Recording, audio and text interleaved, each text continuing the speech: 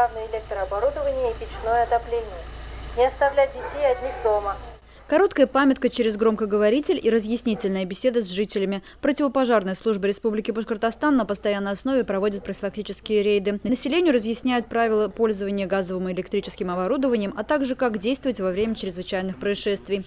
Каждому жителю сотрудники рассказывают и показывают, как работают автономные пожарные дымовые извещатели. Вот это автономный дымовой пожарный извещатель. Он реагирует на дым. Должен стоять на самом верхнем месте. Работает от кроны. Крона вставляется вот сюда, как у пульта управления телевизионного. Вот. Они продаются в магазине и по определенным категориям выдаются бесплатно.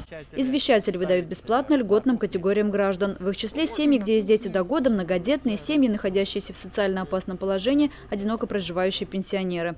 С этого года в этот список войдут также дети войны, инвалиды и участники боевых действий. Пожарные извещатели, которые реально помогают спасти жизнь, должны быть в каждом доме. Скажу статистику по пожарным извещателям, которые помогли спастись гражданам в Республике Башкортостан. То есть с 2016 года спаслось 680 человек, из них 266 детей. То есть это когда извещатель сработал, жители услышали, выбежали на улицу, и он помог.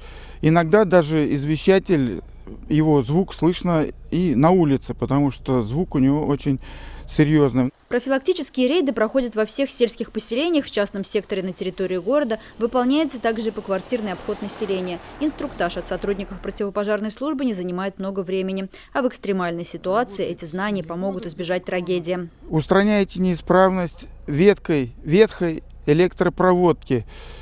Смотрите за электроприборами, за газовым и печным отоплением.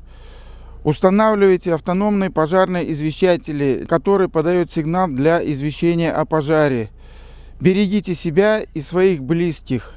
Алена Чернова, Олег Долгушин, Ишимбайское телевидение.